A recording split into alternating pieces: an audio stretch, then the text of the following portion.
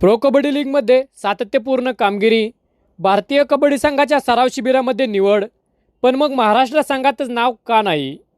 मग प्रश्न एकच पडतो, अजित पवारचा हा फॉर्म महाराष्ट्र कबड्डी संघात जागा निर्माण करण्यास अपुरा आहे का? की कुठेतरी निवड प्रक्रियेत काहीतरी चुकतंय? नमस्कार मंडळी, आपल्या सर्वांचं बोल कबड्डी या यूट्यूब चॅनलवर स्वागत आहे. आपल्या यूट्यूब चॅनलवर आपण नेहमीच खेळाडूंच्या मेहनतीबद्दल, सामन्यांबद्दल बोलत असतो, पण जेव्हा गरज पडते तेव्हा आपण कोणत्याही प्रश्नावर आवाज नक्कीच उठवतो. अजित पवार या खेळाडूची महाराष्ट्र संघात का निवड झाली नाही? मुद्दा पहिला, प्रो कबड्डीमधील सातत्य. मित्रांनो, आकडे कधीच खोटं बोलत नाहीत. प्रो कबड्डी लीगमध्ये अजित पवारने लेफ्ट कव्हर म्हणून जबरदस्त कामगिरी केली आहे. मग त्याचे सुपर टॅकल्स असतील, हाय पायवे असतील किंवा निर्णायक क्षणी केलेले खतरनाक टॅकल्स असतील, यामुळे तो प्रो कबड्डी लीगच्या मागील दोन्ही पर्वामध्ये टॉप 3 लेफ्ट कव्हरमध्ये राहणारा खेळाडू ठरला आहे. प्रो कबड्डी लीगमध्ये खेळणाऱ्या महाराष्ट्रातील लेफ्ट कव्हर खेळाडूंपैकी त्याची कामगिरी नंबर 1ची म्हणावी लागेल. मग प्रश्न असा आहे, असा खेळाडू आपल्या महाराष्ट्र राज्याच्या संघामध्ये का नाही? मुद्दा क्रमांक 2, अहिल्यानगरचा कणा. राज्य अजिंक्यपद स्पर्धेत अहिल्यानगर संघ गेली काही वर्षे सातत्याने फायनलचा दावेदार ठरला आहे. या संघाच्या यशामागे आहे त्या संघाचा भक्कम डिफेन्स, आणि त्यामध्ये एक मोठं नाव आहे अजित पवार. मग राज्यासाठी खेळताना त्याच्यावर विश्वास का ठेवला जात नाही?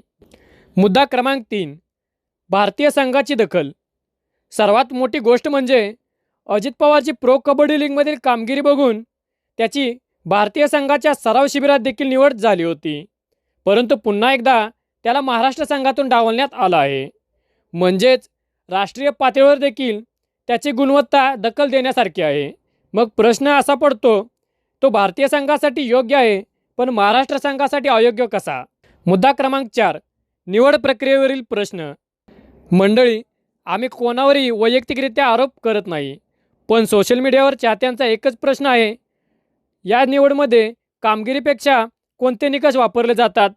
सातत्य आणि अनुभवाचा विचार होतो का?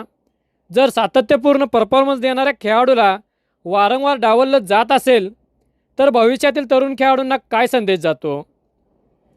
मंडळी, प्रत्येक खेळाडूचं आपल्या राज्यासाठी खेळण्याचं स्वप्न असतं. प्रो कबड्डी लीगमध्ये देशभरात नाव कमवूनही आपल्या राज्याकडून संधी न मिळणं, हे एका खेळाडूला मानसिकदृष्ट्या किती वेदनादायक असेल याचा आपण सर्वांनी विचार करायला हवा. मंडळी, अजित पवारची महाराष्ट्र संघात निवड व्हायला पाहिजे होती की नाही? तुमचं मत काय कमेंट करून नक्की सांगा. मंडळी, अशाच रोखठोक आणि खेळाडूंच्या बाजूने आवाज उठवणाऱ्या आपल्या बोल कबड्डी या यूट्यूब चॅनलला नक्की सबस्क्राईब करा. धन्यवाद. जय हिंद, जय महाराष्ट्र.